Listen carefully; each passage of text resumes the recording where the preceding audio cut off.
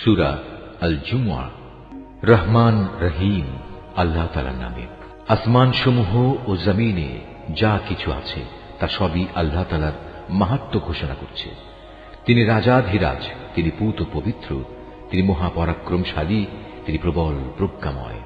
তিনি সেই মহান সত্তা যিনি একটি সাধারণ জনগোষ্ঠীর নিরক্ষর লোকদের মাঝে থেকে তাদেরই একজনকে রসূল করে পাঠিয়েছেন, যে তাদের আল্লাহর আয়াতসমূহ পড়ে শোনাবে, তাদের জীবনকে পবিত্র করবে, তাদের আমার গ্রন্থের কথা ও সে অনুযায়ী দুনিয়ায় চলার কৌশল শিক্ষা দেবে। অথচ এই লোকগুলোই রসূল আসার আগে পর্যন্ত এক সুস্পষ্ট গুমরাহিতে নিমজ্জিত ছিল।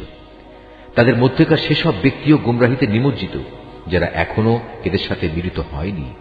আর তিনি মহাপরাক্রমশালী ও পরম কুশলী।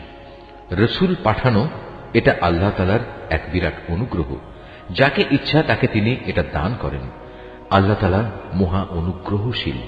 যাদের আল্লাহর কিতাব তাওরাত বহন করার দায়িত্ব দেওয়া হয়েছিল কিন্তু তারা এটা বহন করেনি, তাদের উদাহরণ হচ্ছে সেই গাধার মতো যে কিতাবের বোঝাই শুধু বহন করল, এর কিছুই বুঝতে পারল না।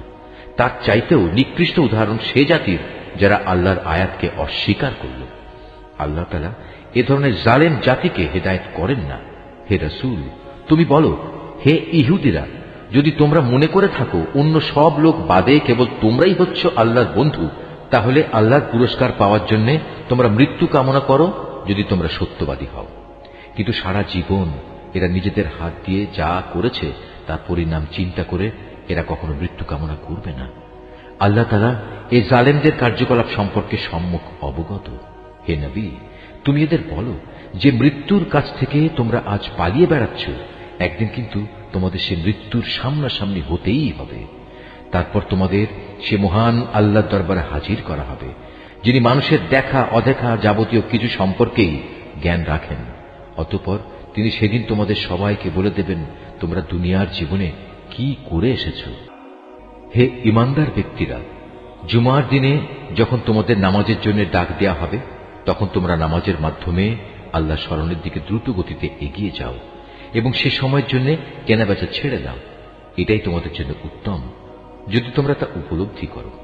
অতঃপর যখন জুমার নামাজ শেষ হয়ে যাবে, তখন তোমরা কাজকর্মে পৃথিবীতে ছড়িয়ে পড়ো এবং আল্লাহর অনুগ্রহ তালাশ করো আর আল্লাহকে বেশি বেশি স্মরণ করো। আশা করা যায় তোমরা সাফল্য লাভ করতে পারবে। আল্লাহ তাআলার এসব নির্দেশ সত্ত্বেও এরা যখন কোনো ব্যবসায়িক কাজকর্ম কিংবা ক্রীড়া কৌতুক দেখতে পায়, তখন সেদিকে দ্রুত গতিতে দৌড়ায় এবং তোমাকে নামাজে একা দাঁড়ানো অবস্থায় ফেলে যায়।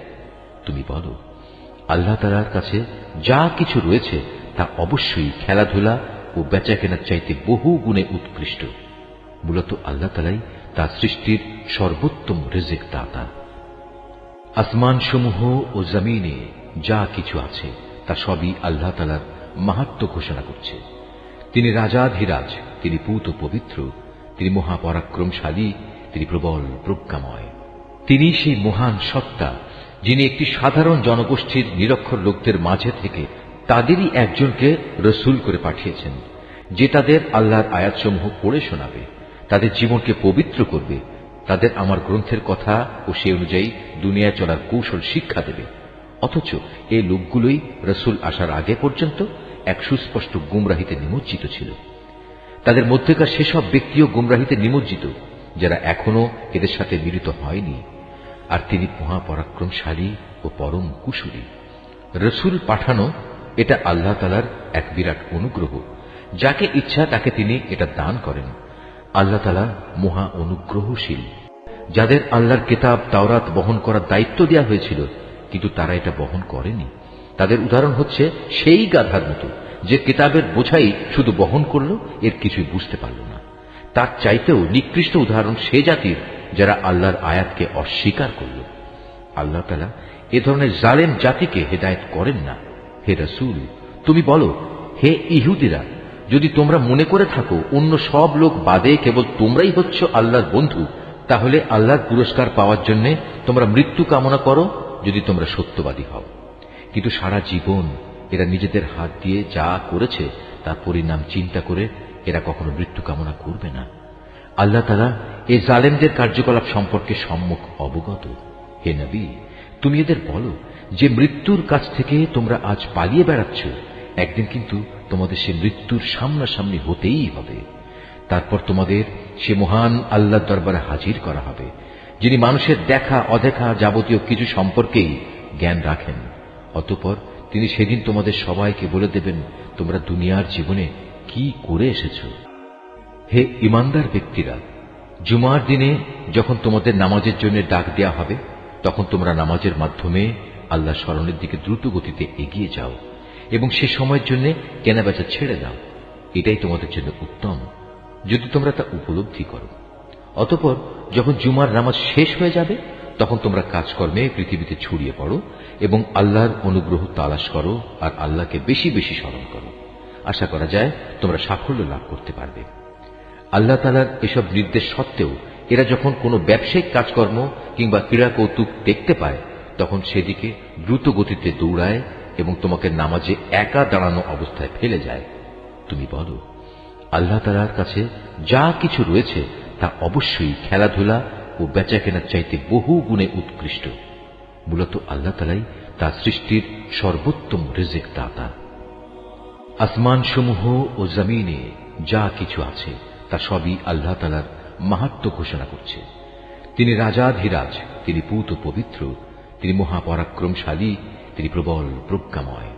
তিনি সেই মহান সত্তা, যিনি একটি সাধারণ জনগোষ্ঠীর নিরক্ষর লোকদের মাঝে থেকে তাদেরই একজনকে রসুল করে পাঠিয়েছেন, যে তাদের আল্লাহর আয়াতসমূহ পড়ে শোনাবে, তাদের জীবনকে পবিত্র করবে, তাদের আমার গ্রন্থের কথা ও সে অনুযায়ী দুনিয়ায় চলার কৌশল শিক্ষা দেবে। অথচ এই লোকগুলোই রসুল আসার আগে পর্যন্ত এক সুস্পষ্ট গুমরাহিতে নিমজ্জিত ছিল। তাদের মধ্যেকার সেসব ব্যক্তিও গুমরাহিতে নিমজ্জিত যারা এখনো এদের সাথে মিলিত হয়নি। আর তিনি মহাপরাক্রমশালী ও পরম কুশলী। রসুল পাঠানো এটা আল্লাহ তাআলার এক বিরাট অনুগ্রহ। যাকে ইচ্ছা তাকে তিনি এটা দান করেন। আল্লাহ তাআলা মহা অনুগ্রহশীল। যাদের আল্লাহর কিতাব তাওরাত বহন করার দায়িত্ব দেওয়া হয়েছিল, কিন্তু তারা এটা বহন করেনি, তাদের উদাহরণ হচ্ছে সেই গাধার মতো যে কিতাবের বোঝাই শুধু বহন করল, এর কিছুই বুঝতে পারল না। তার চাইতেও নিকৃষ্ট উদাহরণ সে জাতির যারা আল্লাহর আয়াতকে অস্বীকার করল। আল্লাহ তাআলা এ ধরনের জালেম জাতিকে হেদায়েত করেন না। হে রাসূল, তুমি বলো, হে ইহুদিরা, যদি তোমরা মনে করে থাকো অন্য সব লোক বাদে কেবল তোমরাই হচ্ছ আল্লাহর বন্ধু, তাহলে আল্লাহর পুরস্কার পাওয়ার জন্য তোমরা মৃত্যু কামনা করো, যদি তোমরা সত্যবাদী হও। কিন্তু সারা জীবন এরা নিজেদের হাত দিয়ে যা করেছে তার পরিণাম চিন্তা করে এরা কখনো মৃত্যু কামনা করবে না। আল্লাহ তাআলা এই জালেমদের কার্যকলাপ সম্পর্কে সম্যক অবগত। হে নবী, তুমি এদের বলো যে মৃত্যুর কাছ থেকে তোমরা আজ পালিয়ে বেড়াচ্ছ, একদিন কিন্তু তোমাদের সে মৃত্যুর সামনাসামনি হতেই হবে।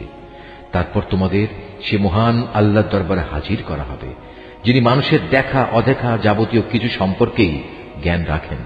অতঃপর তিনি সেদিন তোমাদের সবাইকে বলে দেবেন, তোমরা দুনিয়ার জীবনে কি করে এসেছ। হে ঈমানদার ব্যক্তিরা, জুমার দিনে যখন তোমাদের নামাজের জন্য ডাক দেয়া হবে, তখন তোমরা নামাজের মাধ্যমে আল্লাহ স্মরণের দিকে দ্রুত গতিতে এগিয়ে যাও এবং সে সময়ের জন্য কেনাবেচা ছেড়ে দাও। এটাই তোমাদের জন্য উত্তম, যদি তোমরা তা উপলব্ধি করো। অতঃপর যখন জুমার নামাজ শেষ হয়ে যাবে, তখন তোমরা কাজকর্মে পৃথিবীতে ছড়িয়ে পড়ো এবং আল্লাহর অনুগ্রহ তালাশ করো আর আল্লাহকে বেশি বেশি স্মরণ করো। আশা করা যায় তোমরা সাফল্য লাভ করতে পারবে। আল্লাহ তাআলার এসব নির্দেশ সত্ত্বেও এরা যখন কোনো ব্যবসায়িক কাজকর্ম কিংবা ক্রীড়া কৌতুক দেখতে পায়, তখন সেদিকে দ্রুত গতিতে দৌড়ায় এবং তোমাকে নামাজে একা দাঁড়ানো অবস্থায় ফেলে যায়। তুমি বলো, আল্লাহ তাআলার কাছে যা কিছু রয়েছে তা অবশ্যই খেলাধুলা ও বেচাকেনার চাইতে বহু গুণে উৎকৃষ্ট। মূলত আল্লাহ তাআলাই তার সৃষ্টির সর্বোত্তম রিজিক দাতা। আসমান সমূহ ও জমিনে যা কিছু আছে তা সবই আল্লাহ তাআলার মাহাত্ম্য ঘোষণা করছে। তিনি রাজাধিরাজ, তিনি পূত পবিত্র, তিনি মহাপরাক্রমশালী, তিনি প্রবল প্রজ্ঞাময়। তিনি সেই মহান সত্তা, যিনি একটি সাধারণ জনগোষ্ঠীর নিরক্ষর লোকদের মাঝে থেকে তাদেরই একজনকে রসুল করে পাঠিয়েছেন, যে তাদের আল্লাহর আয়াতসমূহ পড়ে শোনাবে, তাদের জীবনকে পবিত্র করবে, তাদের আমার গ্রন্থের কথা ও সে অনুযায়ী দুনিয়ায় চলার কৌশল শিক্ষা দেবে। অথচ এই লোকগুলোই রসুল আসার আগে পর্যন্ত এক সুস্পষ্ট গুমরাহিতে নিমজ্জিত ছিল। তাদের মধ্যেকার সেসব ব্যক্তিও গুমরাহিতে নিমজ্জিত যারা এখনো এদের সাথে মিলিত হয়নি। আর তিনি মহাপরাক্রমশালী ও পরম কুশলী। রসুল পাঠানো এটা আল্লাহ তাআলার এক বিরাট অনুগ্রহ। যাকে ইচ্ছা তাকে তিনি এটা দান করেন। আল্লাহ তাআলা মহা অনুগ্রহশীল। যাদের আল্লাহর কিতাব তাওরাত বহন করার দায়িত্ব দেওয়া হয়েছিল কিন্তু তারা এটা বহন করেনি, তাদের উদাহরণ হচ্ছে সেই গাধার মতো যে কিতাবের বোঝাই শুধু বহন করল, এর কিছুই বুঝতে পারল না। তার চাইতেও নিকৃষ্ট উদাহরণ সে জাতির যারা আল্লাহর আয়াতকে অস্বীকার করল। আল্লাহ তাআলা এ ধরনের জালেম জাতিকে হেদায়েত করেন না। হে রাসূল, তুমি বলো, হে ইহুদিরা, যদি তোমরা মনে করে থাকো অন্য সব লোক বাদে কেবল তোমরাই হচ্ছ আল্লাহর বন্ধু, তাহলে আল্লাহর পুরস্কার পাওয়ার জন্য তোমরা মৃত্যু কামনা করো যদি তোমরা সত্যবাদী হও। কিন্তু সারা জীবন এরা নিজেদের হাত দিয়ে যা করেছে তার পরিণাম চিন্তা করে এরা কখনো মৃত্যু কামনা করবে না। আল্লাহ তাআলা এই জালেমদের কার্যকলাপ সম্পর্কে সম্মুখ অবগত। হে নবী, তুমি এদের বলো যে মৃত্যুর কাছ থেকে তোমরা আজ পালিয়ে বেড়াচ্ছ, একদিন কিন্তু তোমাদের সে মৃত্যুর সামনাসামনি হতেই হবে। তারপর তোমাদের সে মহান আল্লাহর দরবারে হাজির করা হবে, যিনি মানুষের দেখা অদেখা যাবতীয় কিছু সম্পর্কেই জ্ঞান রাখেন। অতঃপর তিনি সেদিন তোমাদের সবাইকে বলে দেবেন তোমরা দুনিয়ার জীবনে কি করে এসেছ। হে ইমানদার ব্যক্তিরা, জুমার দিনে যখন তোমাদের নামাজের জন্য ডাক দেয়া হবে তখন তোমরা নামাজের মাধ্যমে আল্লাহ স্মরণের দিকে দ্রুত গতিতে এগিয়ে যাও এবং সে সময়ের জন্য কেনাবেচা ছেড়ে দাও। এটাই তোমাদের জন্য উত্তম যদি তোমরা তা উপলব্ধি করো। অতঃপর যখন জুমার নামাজ শেষ হয়ে যাবে তখন তোমরা কাজকর্মে পৃথিবীতে ছড়িয়ে পড়ো এবং আল্লাহর অনুগ্রহ তালাশ করো আর আল্লাহকে বেশি বেশি স্মরণ করো। আশা করা যায় তোমরা সাফল্য লাভ করতে পারবে। আল্লাহ তাআলার এসব নির্দেশ সত্ত্বেও এরা যখন কোনো ব্যবসায়িক কাজকর্ম কিংবা ক্রীড়া কৌতুক দেখতে পায় তখন সেদিকে দ্রুত গতিতে দৌড়ায় এবং তোমাকে নামাজে একা দাঁড়ানো অবস্থায় ফেলে যায়। তুমি বলো, আল্লাহ তাআলার কাছে যা কিছু রয়েছে তা অবশ্যই খেলাধুলা ও বেচা কেনার চাইতে বহু গুণে উৎকৃষ্ট। মূলত আল্লাহ তাআলাই তার সৃষ্টির সর্বোত্তম রিজিক দাতা।